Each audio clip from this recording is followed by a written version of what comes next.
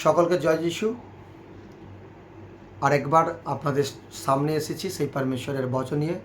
আমি পাস্টার মিঠুন হাজরা, পরমেশ্বরের এক দাস এবং ঈশ্বরের সেবা করে থাকি বহু প্রান্তে।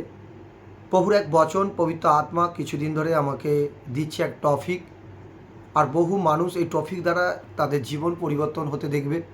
যদি আপনি সত্যি ভিডিওকে দেখতে থাকেন, অবশ্যই আপনি সাবস্ক্রাইব করবেন, কেন প্রত্যেক দিন আপনার কাছে দুটো করে ভিডিও আপনার কাছে যাবে, যে পরমেশ্বরের বচন আর সেই পবিত্র আত্মার বচন শোনাতে এবং পালন করাতে আপনার জীবন পরিবর্তন হবে। আজ আমরা দেখব যে আমাদের জীবনে থাকা অভিশাপ কিভাবে ভাঙতে হবে। আমাদের জীবনে অনেক রকমের অভিশাপ থাকে। ম্যারেজ লাইফের অভিশাপ, পতি পত্নীর অভিশাপ মানে স্বামী স্ত্রীর অভিশাপ থাকে, সমস্যা বিবাহ বাঁধনের সমস্যা থাকে, হতে পারে কারো পরিবারে গর্ভের সন্তান নেই, তার একটা অভিশাপ থাকে, বন্ধা নারীর অভিশাপ।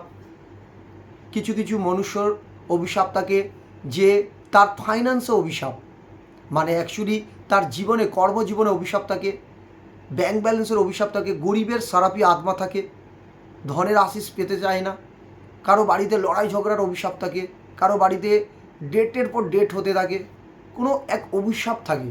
আর সেই অভিশাপ থেকে কীভাবে আপনি মুক্তি হবেন, তিনখানা উপায় আপনি ব্যবহার করতে পারেন এই টপিকের পয়েন্ট। আর এই টপিক স্বর্গ থেকে নেমে এসেছে এবং প্রভু যিশু এই খাদ্যকে আপনাদের সামনে দিচ্ছে। হালেলুয়া। পরমেশ্বরের বাণী সত্য আর জীবন্ত। পৃথিবীতে প্রত্যেকটা মানুষ তাহার বাণীর দ্বারায় সুস্থ লাভ করতে পারে। যদি আপনি ঈশ্বরকে বিশ্বাস করে থাকেন, প্রভু যিশুকে বিশ্বাস করে থাকেন, তাহলে আজকের পয়েন্ট আপনি ধ্যান দিয়ে শুনুন। নম্বর 1 পয়েন্ট, পবিত্র আত্মাকে আহ্বান করা।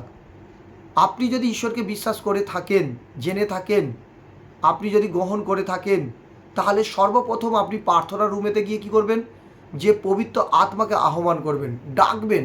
কেন পবিত্র আত্মাকে না ডাকাতে পরমেশ্বর কখনো তিনি আসে না, তাকে আহ্বান করতে হয়। যেমন আমরা কোনো নিমন্ত্রণ আমরা যদি কোনো নিমন্ত্রণ কোনো রিলেটিভকে দিই, তবেই সেই রিলেটিভ আমার বাড়িতে আসে। তেমনি ঈশ্বর স্বর্গে আর আমরা পৃথিবীতে, কিন্তু তার আত্মা আমাদের মধ্যে বিরাজমান।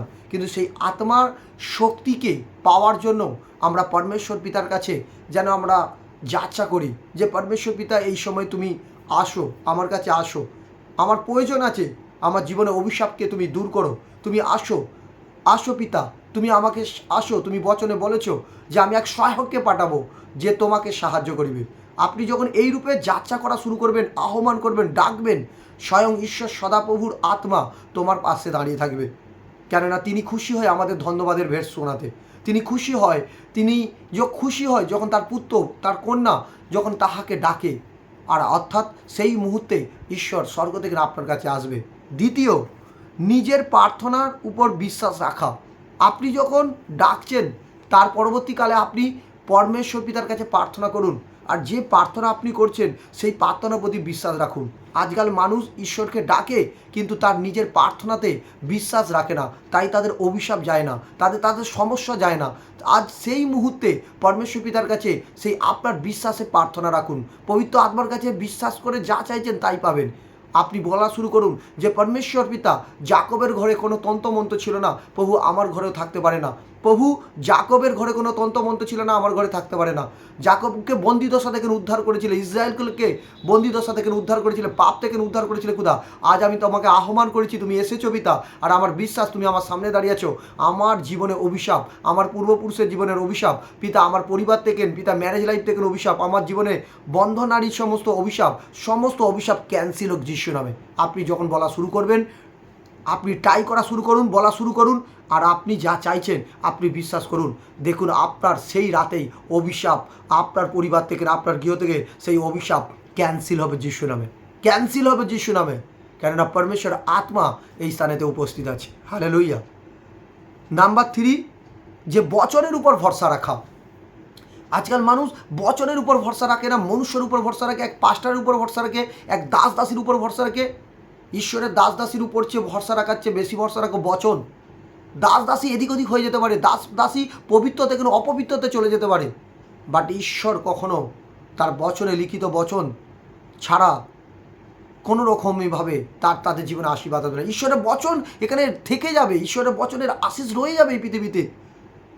তিনি পৃথিবীতে বলে দিয়েছে, তিনি বলে দিয়েছে, মার্ক লিখিত সুসমাচারে বলে দিয়েছে, প্রকৃতভাবে আমাদেরকে উচ্চারণ করে বলে দিয়েছে, ওয়ার্ড দিয়ে বলে দিয়েছে যে আকাশ আর পৃথিবী সমস্ত ধ্বংস হয়ে যাবে, কিন্তু আমার বচন কখনো নষ্ট হবে না। তিনি বলেছে স্বর্গ থেকে যেমন আকাশ থেকে হিম নামে, বৃষ্টি নামে পৃথিবীতে, আর সেই বৃষ্টি কখনো আকাশে ফিরে যায় না, বরং জমিতে আর্দ্রতা হয়, সেই চাষিদের ফসলে কাজে লাগে, জমিতে কাজে লাগে। তেমনি আমার মুখের বচন যখন তুমি দাবি করে বলছো,